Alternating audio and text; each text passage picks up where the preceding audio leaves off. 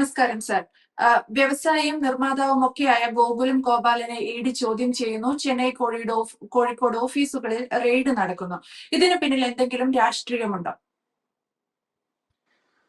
ഇത് ഇപ്പോ ഒരുപക്ഷെ ഇതിനു പിന്നിൽ രാഷ്ട്രീയമുണ്ടോ എന്ന് സംശയിക്കുന്നതിന്റെ ഏറ്റവും പ്രധാനപ്പെട്ട കാരണം എമ്പുരാൻ സിനിമയുമായി ബന്ധപ്പെട്ട വിവാദങ്ങളാണ്. എമ്പുരാൻ സിനിമ വരുന്നു, അപ്പോൾ വളരെ കൂടുതലായിട്ട് റൈറ്റ് വിങ് പക്ഷം അതിനെ എതിർക്കുന്നു എന്ന രീതിയിലത്തേക്കുള്ള വലിയൊരു ആരോപണമുണ്ട്. പൂർണ്ണമായിട്ടുള്ള ആരോപണമല്ല, കുറേയൊക്കെ സത്യവുമായിട്ടുള്ള കാര്യമാണ്. പക്ഷേ BJP-യിൽ തന്നെ ഒരു ഡിവൈഡഡ് ഒപ്പീനിയനാണ് പലപ്പോഴും നമ്മൾ അതുമായി ബന്ധപ്പെട്ട് കേട്ടത്. പക്ഷെ ഓർഗനൈസറിലൊക്കെ തന്നെ തുടർച്ചയായിട്ട് ലേഖനം വരുന്നു. അപ്പോൾ ആ ഒരു സാഹചര്യത്തിൽ ഈ സിനിമയുമായി ബന്ധപ്പെട്ട ആ സിനിമയുടെ ഏതെങ്കിലും പ്രവർത്തകർക്ക് നേരെ കേന്ദ്ര അന്വേഷണ ഏജൻസികളുടെ ഭാഗത്തു നിന്നുള്ള എന്ത് അന്വേഷണം വന്നു കഴിഞ്ഞാലും ഇതിന്റെ സന്ദർഭം ഇതായതുകൊണ്ട് തന്നെ അതിനെ രാഷ്ട്രീയ പ്രേരിതമായിട്ട് തന്നെയാകും ചിത്രീകരിക്കുക. അപ്പോൾ നമ്മൾ ചിന്തിക്കുന്നത് എന്താണ്? ഗോകുലം ഗോപാലനാണ് ഇതിന്റെ ഫൈനാൻസ് ചെയ്തിരിക്കുന്നത്. ആ സിനിമയിൽ ഒരു ഫൈനാൻഷ്യൽ പ്രതിസന്ധി ഉണ്ടായ സമയത്ത് അദ്ദേഹം സ്റ്റെപ്പ് ഇൻ ചെയ്യുന്നു. എന്നിട്ട് അദ്ദേഹം ആ പടത്തിന്റെ ഒരു പ്രൊഡ്യൂസറായി മാറുന്നു. അപ്പൊ അതുകൊണ്ട് ആ പടം ആൾക്കാരിലേക്ക് എത്തിക്കുന്നതിന്റെ പ്രധാനപ്പെട്ട കാരണക്കാരൻ, ഒരു ചുമതലക്കാരൻ എന്ന നിലയിൽ ശ്രീ ഗോകുലം ഗോപാലനെ ഈ രാഷ്ട്രീയ പ്രേരിതമായിട്ട് കേന്ദ്ര അന്വേഷണ ഏജൻസികളെ വിട്ട് കേന്ദ്ര സർക്കാർ പീഡിപ്പിക്കാനായിട്ട് ശ്രമിക്കുന്നു എന്ന രീതിയിലത്തേക്കുള്ള ഒരു നറേറ്റീവാണ് ഈ കഴിഞ്ഞ മണിക്കൂറുകളിലൊക്കെ തന്നെ നമ്മൾ കേൾക്കുന്നത്. പക്ഷെ അത് പറയുമ്പോൾ പോലും നമ്മൾ ആലോചിച്ച് നോക്കേണ്ടുന്ന ഒരു പ്രധാനപ്പെട്ട കാര്യം, ഇത് ആദ്യമായിട്ടല്ല ശ്രീ ഗോകുലം ഗോപാലന്റെ സ്ഥാപനങ്ങളുമായി ബന്ധപ്പെട്ട് കേന്ദ്ര അന്വേഷണ ഏജൻസികളുടെ എന്തെങ്കിലും നടപടികൾ ഉണ്ടാകുന്നത്. ഇപ്പോ നമുക്കെല്ലാം ഓർമ്മയുണ്ടാകും, ഈ നോട്ട് നിരോധനമൊക്കെ 2016 സംഭവിച്ചതിന് ശേഷം ഏതാനും മാസങ്ങൾ കഴിഞ്ഞതിന് ശേഷമാണ് 2017 IT റെയ്ഡ് ഉണ്ടായിരുന്നത്. അപ്പൊ IT റെയ്ഡ് ഉണ്ടായിരുന്നതിന്റെ വാർത്തകളൊക്കെ തന്നെ ഇപ്പോഴും ലഭ്യമാണ്. അപ്പൊ അത് ഗോകുലം ഗോപാലന്റെ ചിറ്റ് ഫണ്ട്സുമായിട്ടൊക്കെ ബന്ധപ്പെട്ടുകൊണ്ട് തന്നെ IT റെയ്ഡുകൾ നടന്നിരുന്നതാണ്. പിന്നീട് അതുമായി ബന്ധപ്പെട്ട് ഏതാണ്ട് 1100 കോടി രൂപയ്ക്ക് മുകളിൽ അത് ഡിസ്ക്ലോസ് ചെയ്യപ്പെടാതിരുന്ന പണം ഉണ്ടായിരുന്നു എന്ന രീതിയിലത്തേക്കുള്ള വാർത്തകളൊക്കെ തന്നെ നമ്മുടെ നാട്ടിലെ പ്രധാനപ്പെട്ട മാധ്യമ സ്ഥാപനങ്ങളെല്ലാം തന്നെ റിപ്പോർട്ട് ചെയ്തതാണ്. അപ്പൊ അത് തന്നെ 3 സംസ്ഥാനങ്ങളിലാണ് ഇത് റെയ്ഡ് നടന്നിരുന്നത് തുടങ്ങിയ വിവരങ്ങളൊക്കെ തന്നെ അന്ന് പുറത്തു വന്നിരുന്നതാണ്. അപ്പൊ അന്ന് എമ്പുരാൻ സിനിമ ഉണ്ടായിരുന്നില്ല. ഇത് 2017 പിന്നീട് അതിന് ശേഷം 2023 എൻ്റെ ഓർമ്മ ED-യുടെ റെയ്ഡ് വീണ്ടും നടന്നിരുന്നു. ED-യുമായി ബന്ധപ്പെട്ട് അവരുടെ ചില നടപടിക്രമങ്ങളൊക്കെ തന്നെ ഉണ്ടായിരുന്നു. അപ്പോൾ ആ സമയത്താണെങ്കിലും ഇപ്പോഴാണെങ്കിലും നമ്മൾ കേൾക്കുന്നത് ഫെമ നിയമപ്രകാരമുള്ള ചില വയലേഷൻസ് അന്വേഷിക്കുന്നു എന്ന രീതിയിലത്തേക്കാണ്. ഇത് കൺഫേം ചെയ്യേണ്ടത് അന്വേഷണ ഏജൻസികളാണ്. അതല്ല എങ്കിൽ ഈ ഗോകുലം സ്ഥാപനങ്ങളുമായി ബന്ധപ്പെട്ട ആൾക്കാർ ആരെങ്കിലുമാണ്. പക്ഷെ നിലവിൽ മാധ്യമങ്ങൾ റിപ്പോർട്ട് ചെയ്യുന്നത് ഇത് ഫെമ നിയമലംഘനവുമായി ബന്ധപ്പെട്ട ചില കാര്യങ്ങളാണ് എന്നാണ്. അതായത് ഫൈനാൻസ് പുറത്തുനിന്ന് സ്വീകരിക്കുന്നതുമായി ബന്ധപ്പെട്ട് NRIസുമായി ബന്ധപ്പെട്ട് ഒക്കെ തന്നെയാണ് ഈ ഫെമ നിയമം കൂടുതലായിട്ട് ചർച്ച ചെയ്യപ്പെടുന്നത്. അപ്പൊ ഏതെങ്കിലും രീതിയിലത്തേക്ക് സസ്പെക്ട് ചെയ്യാവുന്ന ഒരു ട്രാൻസാക്ഷൻ അദ്ദേഹത്തിന്റെ ഒരു സ്ഥാപനവുമായി ബന്ധപ്പെട്ട് വന്നിട്ടുണ്ടെങ്കിൽ അതിൽ ചോദ്യം ചെയ്യലുകൾ ഉണ്ടാകാം, മൊഴിയെടുക്കലുകൾ ഉണ്ടാകാം, റെയ്ഡുകൾ ഉണ്ടാകാം. ഇതൊക്കെ തന്നെ ഉണ്ടാകാനുള്ള സാധ്യതയുണ്ട്. ഇപ്പോൾ തന്നെ നമ്മൾ മനസ്സിലാക്കുന്നത് കേരളത്തിലും തമിഴ്നാട്ടിലും ഒക്കെയുള്ള അദ്ദേഹത്തിന്റെ വിവിധ സ്ഥാപനങ്ങളിൽ പറയുന്ന കേട്ടത് ചെന്നൈ, പിന്നെ കോയമ്പത്തൂർ തുടങ്ങിയ സ്ഥലങ്ങളിലും കോഴിക്കോട്ടും ഒക്കെ തന്നെ ഇതുമായി ബന്ധപ്പെട്ട അന്വേഷണ നടപടികൾ പുരോഗമിക്കുന്നു എന്നാണ്. അപ്പൊ അതുകൊണ്ട് ഇത് ഈ സിനിമയുമായി ബന്ധപ്പെട്ടതാണ് എന്ന് വിശ്വസിക്കാൻ മതിയായിട്ടുള്ള കാരണങ്ങളൊന്നും തന്നെയില്ല. കാരണം ഈ അന്വേഷക സംഘത്തിന്റെ ആ വൃത്തത്തിനെ ആസ്പദമാക്കി അല്ലെ അവരെ ആധാരമാക്കിക്കൊണ്ടാണ് ആരുടെയും ഐഡന്റിറ്റി ഒന്നും റിവീൽ ചെയ്യാതെ തന്നെ നമ്മുടെ നാട്ടിലെ മാധ്യമങ്ങൾ ഇത് ഫെമ വയലേഷനുമായി ബന്ധപ്പെട്ടിട്ടാണ് എന്ന രീതിയിലത്തൊക്കെ റിപ്പോർട്ട് ചെയ്തത്. അപ്പൊ ആധികാരികമായിട്ട് പറയാനുള്ള ഒരവസ്ഥയും നിലവിലില്ല. പക്ഷെ എങ്കിൽ പോലും ചില മാധ്യമ സ്ഥാപനങ്ങൾ റിപ്പോർട്ട് ചെയ്തിരിക്കുന്നത് ഏതാണ്ട് 1000 കോടിക്ക് മുകളിലുള്ള ട്രാൻസാക്ഷൻസ് ഒക്കെ തന്നെ വന്നിരിക്കുന്നു. അപ്പോൾ വലിയൊരു ട്രാൻസാക്ഷൻ ഉണ്ടാകുന്ന സമയത്ത് അതുമായി ബന്ധപ്പെട്ട കൂടുതലായിട്ടുള്ള വിശദവിവരങ്ങളൊക്കെ തന്നെ ഏജൻസികൾ അന്വേഷിക്കുന്നതിന്റെ ഭാഗമായിട്ടുള്ള ഒരു റുട്ടീൻ നടപടി എന്ന രീതിയിൽ മാത്രമാണ് ഇതിനെ ഇപ്പോൾ വിശേഷിപ്പിക്കുന്നത്. അതല്ലാതെ സന്ദർഭം ഇതായതുകൊണ്ട് മാത്രമാവും ഒരുപക്ഷെ ഈ സിനിമയുമായി ബന്ധപ്പെട്ടിട്ട് അല്ലെങ്കിൽ ഒരു പ്രതികാര നടപടി, രാഷ്ട്രീയ നടപടി എന്ന രീതിയിലത്തേക്കൊക്കെ തന്നെ ഇതിനെ വിശേഷിപ്പിക്കുന്നത്.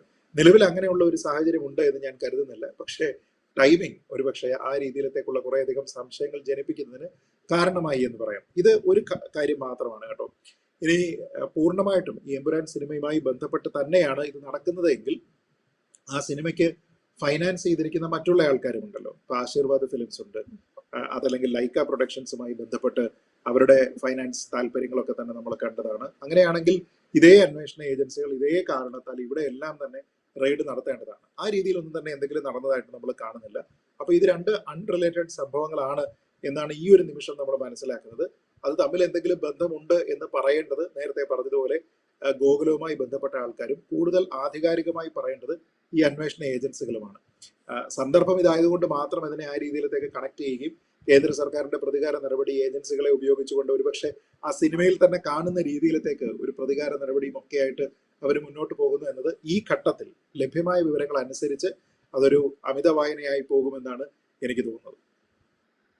പക്ഷേ അവിടെ ഒരു കുഴപ്പം എന്നല്ല, അവിടെയാണ് മറ്റൊരു വാർത്ത കൂടി സ്പ്രെഡ് ആവുന്നത്.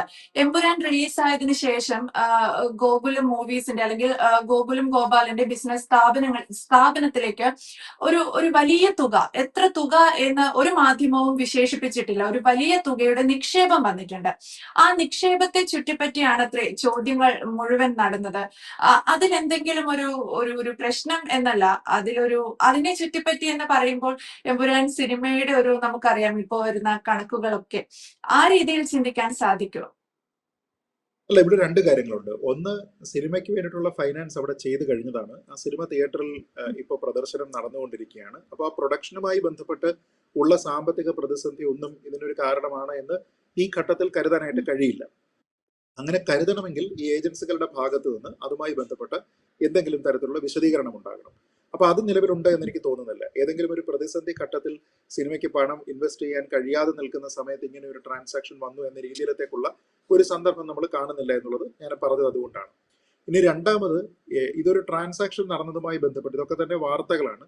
ആ വാർത്തകളിൽ ഇപ്പോൾ സോഴ്സിനെയൊക്കെ തന്നെ കൃത്യമായി ഉദ്ധരിക്കാതെ പറഞ്ഞിരിക്കുന്ന വാർത്തകളിലുള്ളത് ഞാൻ ആദ്യ ഭാഗത്ത് സംസാരിച്ചപ്പോൾ സൂചിപ്പിച്ചതുപോലെ ഒരു വലിയ എമൗണ്ട് അവിടേക്ക് വന്നിരിക്കുന്നുണ്ട് എന്ന്, അത് ഫെമ ചട്ടങ്ങൾക്ക് വിരുദ്ധമായിട്ടുള്ള ഒരു ട്രാൻസാക്ഷൻ ആണ് എന്ന രീതിയിലത്തേക്കുള്ള ഒരു സസ്പെഷൻ ഉള്ളത് കൊണ്ടാണ് ഈ ഏജൻസികൾ ഇതിനെപ്പറ്റി അന്വേഷിക്കുന്നത് എന്നാണ്. അപ്പൊ അത് ആരുടെ ഭാഗത്ത് നിന്ന് വന്നിരിക്കുന്ന ട്രാൻസാക്ഷൻ ആണ്, ഒന്നിലധികം ട്രാൻസാക്ഷൻ ഉണ്ടോ, എന്തെങ്കിലും രേഖകൾ ഇതുമായി ബന്ധപ്പെട്ട് കണ്ടെടുത്തിട്ടുണ്ടോ, ഫെമ നിയമ ലംഘനമുണ്ടോ, തുടർ നടപടികൾ എന്തൊക്കെയാണ്, എന്തൊക്കെ നടപടികളാണ് സ്വീകരിച്ചത്, റെയ്ഡ് നടത്തിയിട്ടുണ്ടോ, ആ നടത്തിയിട്ടുണ്ടെങ്കിൽ എന്തൊക്കെ രേഖകളാണ് പിടിച്ചെടുത്തിരിക്കുന്നത്, അത് ഈ അന്വേഷണത്തിനെ സഹായിക്കുന്ന രീതിയിലത്തേക്കുള്ള എന്തെങ്കിലും കാര്യങ്ങളുണ്ടോ തുടങ്ങിയ കാര്യങ്ങൾക്കെല്ലാം തന്നെ ആധികാരിക മറുപടി പറയേണ്ടത് ഏജൻസികളാണ്.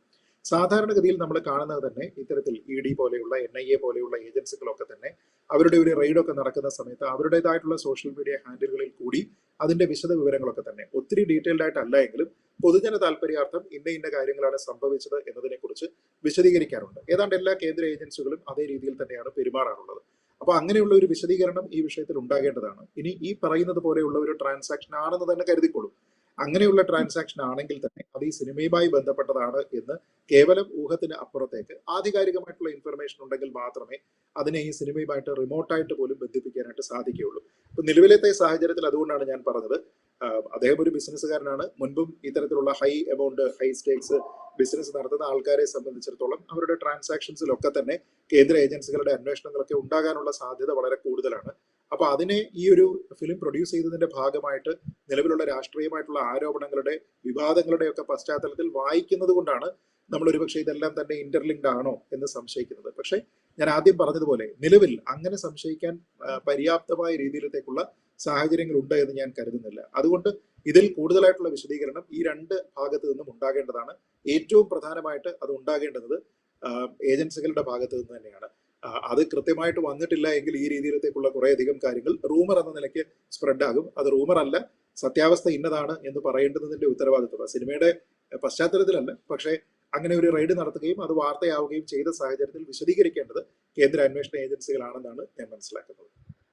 യെസ്, വ്യക്തമാണ്. ഗോകുലം ഗോപാലിനെതിരെ നടക്കുന്ന EDയുടെ റെയ്ഡും ചോദ്യം ചെയ്യലിനും ഒക്കെ ബന്ധപ്പെട്ട അതോറിറ്റികളിൽ നിന്നും വ്യക്തമായ ഒരു വിശദീകരണം വന്നില്ലെങ്കിൽ കേന്ദ്ര ഗവൺമെന്റിന്റെ അല്ലെങ്കിൽ എമ്പുരാൻ സിനിമയെ എതിർത്തവരെ പ്രതികൂലിച്ചവരുടെ തലയിൽ ആ കുറ്റം ഇരിക്കും എന്നുള്ളതാണ് സത്യം.